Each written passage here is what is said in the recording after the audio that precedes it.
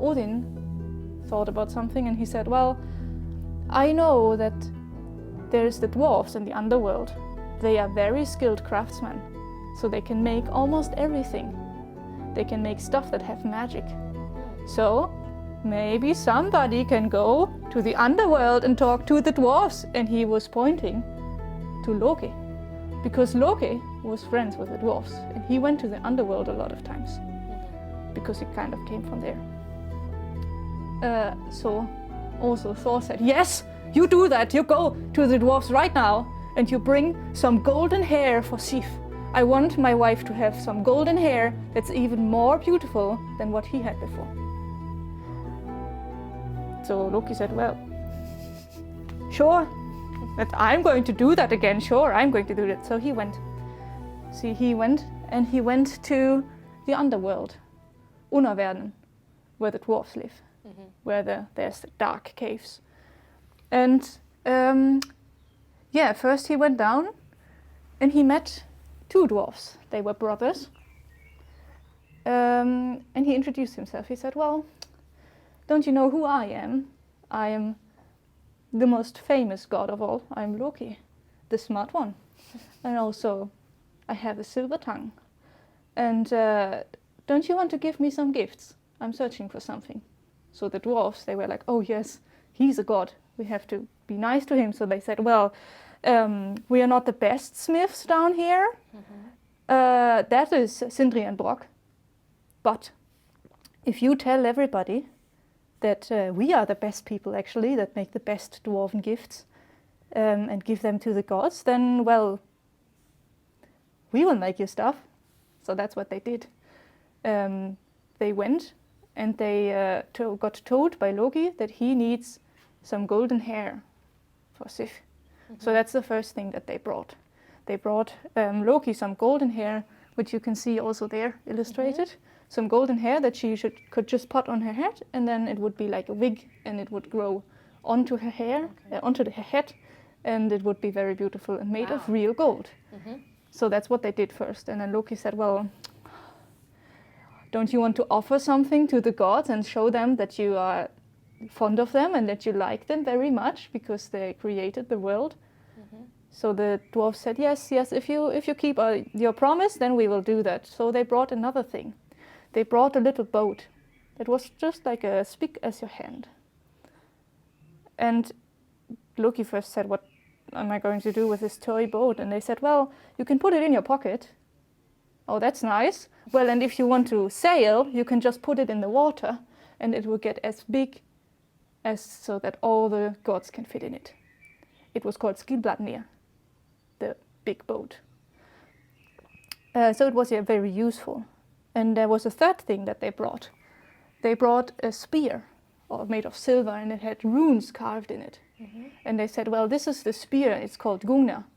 In the Norse mythology, most of the things have names. It's called Gunnar, and if you have this spear, you will always win battle. Every battle that you fight, you will always win. And it will also always hit its targets if you throw it. So that's what Loki got from them. But he didn't went home. No. He went further into the mines of the dwarves. And that's where he met the two famous dwarven smiths. He met Sindri and Brock. So he met those two and he said, oh, well, I've heard about you. You are supposed to be the best ones, but I also heard that those other two that I met before that made me those gifts, I think those are the best ones actually. So Sindri and Brock, they were not going to hear this from him. They said, well, no, that's not how it works over here. We are the best ones. Let's bet on it. So they bet on it. Loki said, well, if you want to bet on it, then make me 3 gifts that the gods, when I present them to it, will find better than what I have already. And Sindri, the older brother, he said, you know what, we're going to do that. We're going to make you 3 things. And if we win, then I will get your head, because I have always wanted your silver tongue. So that's what happened. They bet on Loki's head. So in the next picture you can see Sindri and Brock. They went to their own smithy together with Loki, And they started to make 3 different things. First, Loki was standing in the corner and watching them. And he watched as Brock, that's the one on the left, he watched as Brock went to the blowing beam, which is the thing that you put air in the fire with. And Sindri, he took a hammer and he took a piece of boar skin, like what we are sitting on right now. He took a piece of boar skin, of wild boar skin, and put it in the fire and put a little bit of gold on it, and he started smithing. And he was smithing a golden wild boar. That was the one called Gudernes that you met earlier. So he made a golden boar, and when he was done, he was standing it up and saying, well, this is Gudernes, and this is the golden boar. He is able to run so fast that he can run over the water and through the air, and also somebody can ride on him. Isn't that genius? So that was the first thing. For the second thing, they put only gold in the fire. And that was the second where Loki said, oh, well, you guys, I'll leave you to it. Just you do your thing. I'm going to go a little tour. But actually, he was a little bit afraid because the boar was already very cool. So what he did was, Guri told you he could transform. So what he did was he transformed into a mosquito. And he flew back in to watch what's happening. So back in he saw, as again, Brock was working the blowing beam and Sindri was smithing something with the gold. And Sindri was saying to his brother, Brock, you have to use the blowing beam all the time. You can't stop, because if you stop, you know the magic is not going to work. The magic is not going to work. You have to press the air in at all times. So that's what happened. But that was Loki's clue. As the mosquito, he went down and he started stinging the Brock in the face, and on the arms and in the fingers. And Brock was being like, no, I can't squitch the edge. It doesn't, I can't stop. So they pulled through it. And in the end, Brock the smith was pulling out something from the fire, and it was a ring. It was a golden ring. And he presented it to his brother and said, well, this, my brother, is Draupnir. This is the golden ring that reproduces every night into 9 new rings. So whoever has it, it will make 9 new rings every night, and you will be rich forever. So he put it aside, and Loki got even more scared, because the next thing they put into the fire was a piece of iron. And they started smithing, and Brock said, this is the most important part. We have to keep pushing the air in. So Loki again started stinging one of the brothers. The brother with the blowing beam started stinging him between the eyes and in the eyelids. And it started bleeding. And then at one time, the big brother Sindri was like, well, you do the air, I just go get some fresh air for myself. And that's what he did, he went away. So when Loki started stinging him again in the eyes, Brock thought, maybe that's my chance. And for 1 second, he wiped his eyes, because there was so much blood running, that he let go of the blowing beam. And in this moment, that's what we see in the illustration. In this moment, his big brother came back and he was angry. He was like, "No, you stopped the fire. That's not good. Now the magic is not going to work." And they pulled out what they had made before, and it was a big war hammer, like you could use to hit somebody with if you're in a fight. But the problem was that the war hammer had a much too short shaft, so it was hard to hold it. And that's why this hammer looks like this. So yeah, that was Loki's clue again. He went back, transformed, and went back in and said, "Oh well, isn't that hammer a little bit too short?" Who will see? if the guys with the gods are still going to accept your gifts then, if this is a very short hammer, well, we'll see. So Brock still presented the hammer to Loki, and he said, well, this is Mjolnir. This is a very nice fighting hammer. You can throw it, and it will hit its target always, and then it will also circle around and come back to your hand. So that's the special thing about Mjolnir. And now let's see how the gods decided. Because next, together, all three of them, they went to Asgard again. And they presented the gifts to the gods. Loki explained the bet. And then he started. Well, I have brought the first three gifts for you gods to show you how well liked you are in the underworld. Let's see. First we have Sif's hair. And he put the golden strands of hair on Sif's head, and they immediately grew on, and she was extremely happy, and so was also Thor. And he was clapping, saying, yes, I think that's the best one. Now my Sif can be happy again.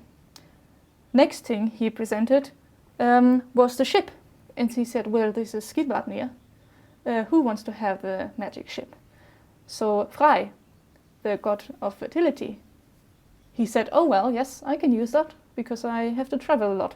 So he took the golden ship, and he was very happy about it. And next, Loki pulled out the spear, Gungnir. And he said, well, this is a very magical spear. You can win every fight with it and every war. So, of course, the god of the gods, the king of the gods, reached out his hand, Odin, and said, well, this is, I think, something for me. Yeah, so after that, the dwarves went up and they said, now it's our turn. Let us present our gifts. And they pulled out Gullinborsti, and they presented it to Freyr and said, well, if you travel that much, maybe you also need a riding animal that can go through the air and through the water. And Freyr was very happy about it. Next, they pulled out the ring that would make everybody very rich forever. So the king of the gods was like, yes, give that to me. I think I can really, really much need that. So he was also very happy about it. And then they presented the last thing, which, of course, Thor had cast his eyes on already, because he didn't get any gift yet. And also it looked quite cool. So he took it in his hands and he said, well, that's got a nice weight to it. And the dwarves, they explained to it how it worked, and that it would always come back, and that it would always hit its targets too. And all the gods were impressed. And that was because Thor, he held it up and he said, I can use this. I can use this to defend all the gods with. Because all of the time we are having trouble with fighting against the giants. And this is the ultimate weapon. And I can not only defend the gods with it, but I can also defend the humans on Earth. Or in Midgard, as they would say. So as soon as he had this gift, Loki was then like, well, but isn't the shaft a little bit too small? But Thor said, you know what, I think that's even better for throwing. And he practiced a few times. And so Odin decided, well, that's a good point, Thor. I think that this is the best gift that you got, Mjolnir, the hammer. I think, yeah, the one who did that, he's the best smith around here. And he won the bet. So when they turned around to tell Loki that he had lost, he was already running away.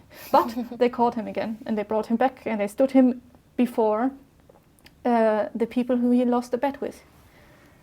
And it was, especially Sindri, was being like, okay, now let's give me your head, because that's what I won in this bet. He pulled out an axe. But Loki, as I was telling you, he had a silver tongue and he was very clever. So he said to the dwarf beneath him, he said, well, you know what, and that's what you can see in the last picture. You know what, I bet my head to you. So yes, you can do with my head what you want, but I didn't bet my neck. You know, so if you want to cut off my head, you would damage my neck, and that's why you can't cut off my head. I'm very sorry. But Brock was also not dumb. So he said, well, clever played, clever god. I can do everything with your head though. And he put away his axe and he pulled out of his pocket a thread and a needle. And he said, well, if I can't touch your neck, then I want to sew shut your mouth so that you at least can't use your silver tongue for a while. And that's what happened. He took needle and thread and he started sewing shut Loki's mouth. So for a while, he couldn't use a silver tongue. He couldn't tell any lies, he couldn't make any dumb bets, but also he couldn't really help the gods while smooth talking anyone. Mm-hmm. So after a while, it kind of fell away and he was back to normal again.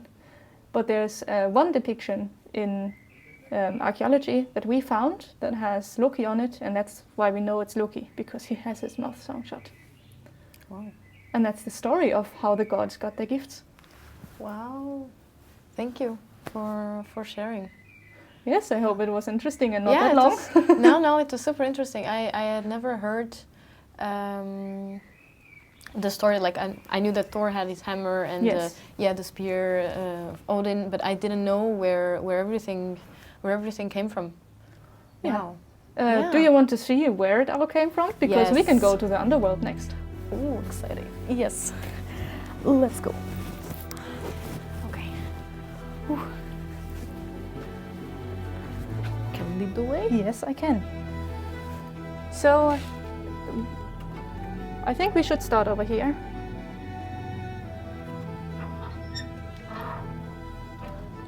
So these are the mines? So these are the mines that the dwarves work in, and they collect the precious stones in the underworld. So you can see them with some candles on their head, collecting beautiful glistening stones. And if you look around here, you can also see them on the walls because they're everywhere. And then also if you listen very closely, you can hear them having a party in the next room. So over here, dwarves don't only like to collect stones and work in the mines, they also like to be happy and joyful together. Seems like a nice place to be. I also think so. So we've got some male and some female dwarves partying together. Also important information that in some stories, hopefully in most of them, the female dwarves also have beards. Ah, really? Yes, they do. Wow. So we can follow the route over here, if you can see it. That's the route that I talked about. So let's meet down here. That's Nilhogg, the dragon that I was telling you about. That is chewing on the world tree's roots down here. And again, you can listen to it growling and snarling. Yeah. But Nilhogg is not the only animal in the underworld. We also have some other animals around here. For example, some bats. Adorable. Yes, right? These they are just bats, like right? the dark over here. Is it bats? It is bats. Okay. Yes. Yeah, adorable. So there's another trait that we can show over here in the underworld. If we look down here, we find another female dwarf that has an axe and a big shield, and she is fighting against something. Maybe it is a troll. Maybe there's some big feet. Yes, there's some big feet over there. Maybe it is it is a stone giant. Okay. So that's what she's fighting against. How do you distinguish the female and the male dwarf if they both have beards? Yes, we don't know for sure. Okay. But as I thought that the female dwarfs, that they have long hair too. Okay. So if you look closely, sometimes you can see that they don't have hair on top, and sometimes they do. Okay. And also, the shape of the beard is a little bit different. That's some secrets that you can discover. Yeah? So that's a fighting dwarf over here. And then, of course, our mine has a lot of interesting other things. We've got some gold over here. We've got some nice chests over here. And again, can you find the little spider? It's hiding in one of the corners. It's there? Yes? Yes, I nailed it again. That's so over there, the little spider that has the white eyes. Mm-hmm. Yeah. Adorable pets. Yes, they Loving are. it. So there's another thing that we can discover down here in the underworld. Mm-hmm. You can already hear the smithing. Mm-hmm. So let's go in. Yeah.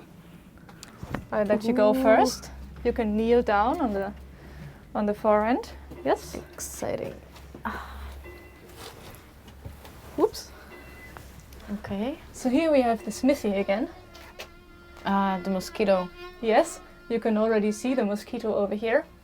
And that's again Sindri and Brock. And right now, as it seems, they are smithing Draupnir, the golden ring that Odin liked so much. Yeah. Wow. And that's it so far, but maybe we can steal something from the dwarves to go Are they gonna up come to after Asgard. us? I don't know, but if you're sneaky enough, is that we can bring up to Asgard and make a little offering. Mm-hmm. So if you're quick, maybe. Oh, fast. Okay, so we are back here. Yeah. Hello again. Hello again. And I see you have a diamond. Yes, I stole it. You stole it from the I'm so dwarves. ashamed. It's very okay. So now you are back in Asgard, and you want to make a sacrifice for one of the gods. Yes. Maybe we can go through what it would mean to sacrifice to each one? Yes, I will do that. So, and you have to feel what's best for you, what you need help for. Because in this time, in the Iron Age and the Viking time, you were using the god to help you be with something. Okay, so it's very personal. Yes, it's personal, but not like only me, but it's for the community, what you need help for. So, if you want to be better, to protect your own family, you go to Sif. Okay. If you want to be more brave, more strong, you go to Thor. Okay. If you want the environment to be more clean, better, you go to Frej. If you want peace in the world, Frej is also a good one to go to. So many things in the book. Yes. If you want to be better, to make clever thoughts, or if you want to be more rich, you go to Odin. And if you want to be better to talking and manipulate people, lying, you go to Loke. Okay. So you have to think about in your life where you need help, and also in the world or in your community where you need help to be a better person in. Yeah. Well, I think the better decision for everyone, especially if it's a community decision more, would be Frej? Frej, yes. Frej. Yes, I said it correctly. Yeah, I think it's a very good idea. Is there any like ritual or something that they did when they were offering? We are not knowing exactly how they was doing in this period, but we have a lot of thoughts about it. So we are thinking it's a kind of celebration where there's a lot of people. There might be some kind of music, maybe some drums or something, but it's nothing that we know for sure. Okay. It's just what we think it would be like.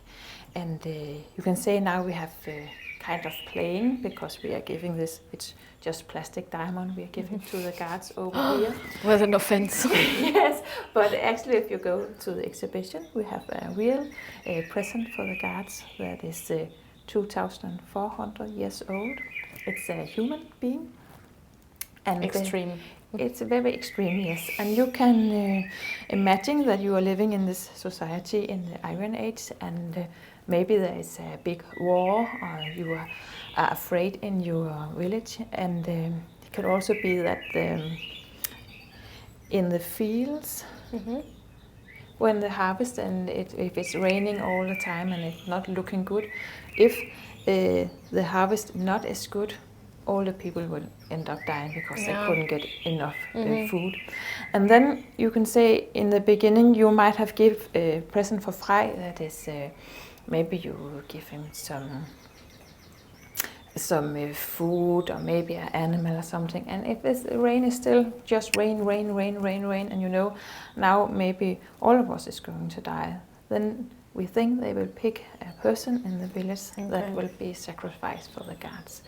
And the man you can see in the exhibition, the taller man, he is he's getting hanging. And after that they have undressed him. They have closed his eyes and his mouth, and they have put him like a baby in foster stilling, we call it, like the way you is in the stomach just before you're getting birth.